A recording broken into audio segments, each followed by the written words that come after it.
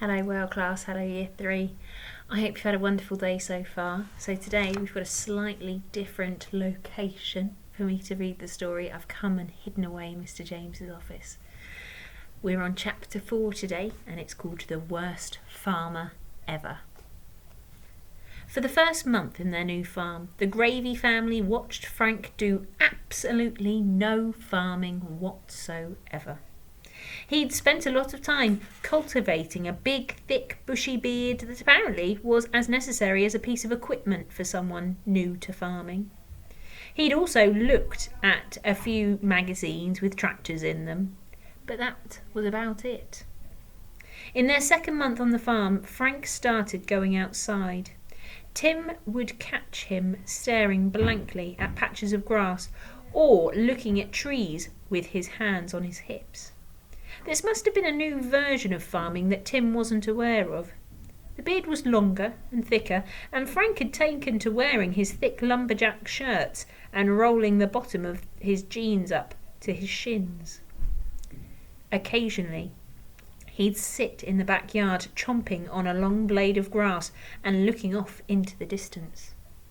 Tim was worried his dad might be going mad. Then, one Saturday, Frank suddenly sprung into life, as if someone had whacked him over the head with a huge book called Start Farming, Lazy. First up were the crops. You know, like vegetables and wheat and stuff. Tim had watched his dad and his annoying little sister Fiona through the kitchen window as they tried to plant them. Well, Fiona was pointing out where the seeds should go, where the seeds should be planted. She wasn't actually doing any work. It took Frank ages, and he seemed to get angrier and angrier the longer it went on. He was convinced he saw him spend an entire hour arguing with his spade. The next morning, the whole Gravy family were outside before breakfast, chasing crows away from the seeds. Apart from Fiona, of course, who was lounging in a chair with some hot black currant juice and yelling out orders. It was a totally pointless exercise, as every single seed was gobbled up in a matter of minutes. Frank went and sat quietly in a tree for a few hours after that. Tim was sure he could see his bottom lip quivering. Monica and Beetroot tried to lure him down with some sticky toffee pudding, but even the prospect of dessert for breakfast couldn't shift him. Fiona ate the sticky toffee pudding 5 minutes later and blamed it on the crows. Then came the chickens. A large crate of 10 scruffy brown hens. As Frank hadn't read the chapter on chickens in his farming book yet, he left them in the main field to peck at the ground for the night until he decided what to do with them. Big mistake. Why? Because of leopards.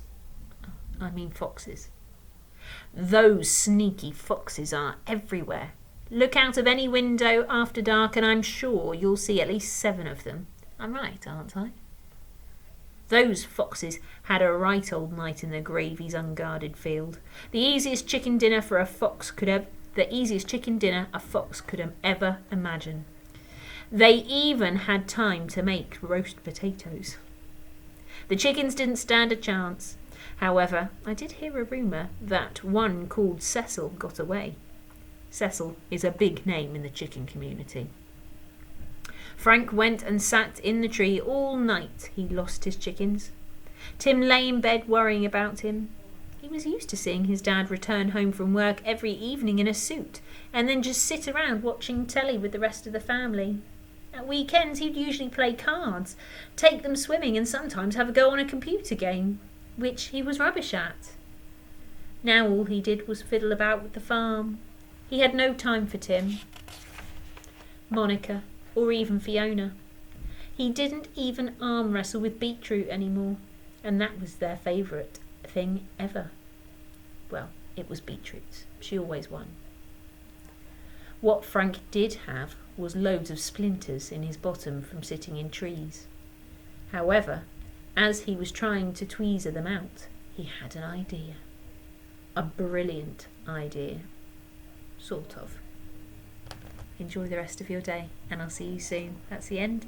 Bye.